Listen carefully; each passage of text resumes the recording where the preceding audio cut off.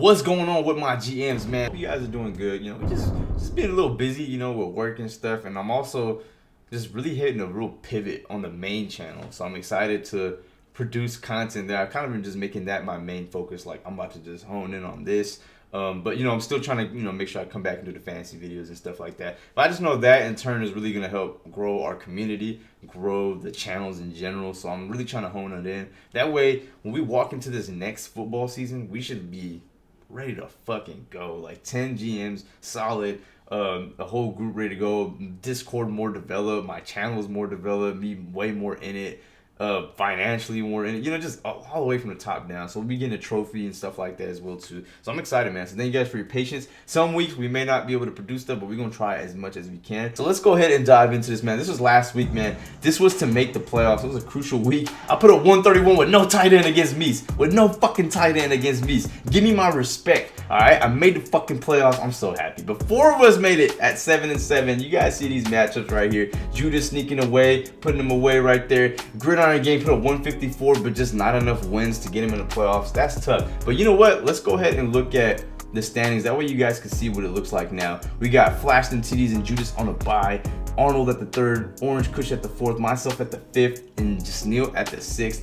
Damn, Jeffrey, who's put up the 2nd most points this season, barely was 1 game behind. If he is tied with us, he's probably the 3rd seed easily. So that's crazy how competitive this season was. That's a testament to all the GMs, man. You guys have done phenomenal. Nathan was on a comeback surge, made it harder for Mauricio and Swag, which in turn has now made Swag finish last. So we're gonna see who finished last in this tournament. Who's gonna be our freaking punishment of this season, man? It's gonna be funny.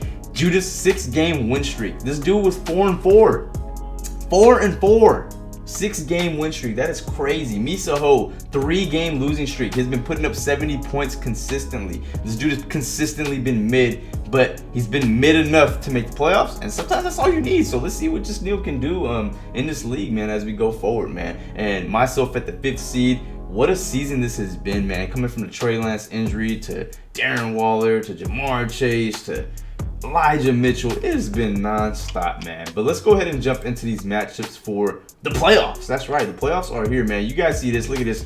Look at this consolation bracket. Buns. All these bun-ass GMs over here. No, I'm just kidding. Nah, you guys, man, it was a great season. The fact that the worst 2 teams were 5-9.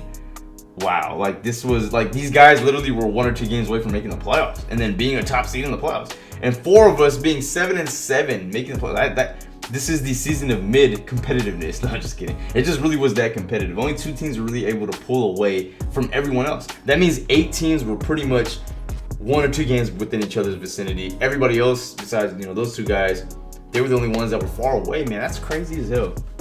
Let's go ahead and go into these matches of the week. So we got Judas and Flash and TDs on a bye week. That's major for them. Try to get their teams together. Let's go ahead and jump into this first one. Telenorians versus Misaho. Damn, it's finally here. Sensei versus teacher. Teacher versus sensei. Whatever you guys want to call it. We got Arnold, great fantasy football GM, versus Jasneel, who is a former champ, has made his waves in this league as well too. It's the, how Mauricio likes to put it, I don't even know if YouTube could let me say it, but it's the P versus the alright. So I don't know if you don't want to say that shit on YouTube and get flagged or something, but y'all know what it means. Basically, Jasneel made a trade that was horrible in our opinion. He got Godwin and Leonard Fournette, who's not even starting anymore, and he sent him Jalen Waddle, and he sent him, who was the other guy? He sent him Jalen Waddle, and he sent him what's his name? Kenneth Walker, who is now coming back. So he's probably gonna have to see the guys that he traded to him. So that's gonna be tough, Jasneel. Can you come back? Who do I pick in this one? I'm picking Arnold for the sake of 2 reasons. Not because I have anything against Jasneel. I would love House Harry to pull this championship in. If it's not me, then it's got to be House Harry. But the reason why I want to pick Arnold is because I want to be accurate in this pick. And you gave him the players that he's probably going to use to beat you. So that's one side of it, right? But then the other side of it too is you've been putting up like 70 points. So whether or not those are fluke weeks or not, like Arnold is probably putting up 130 at least. So we'll just need his team explode. He's gonna need major performances. He's gonna need Pollard to go off, Andrews to go off, Najee Harris to have a vintage game.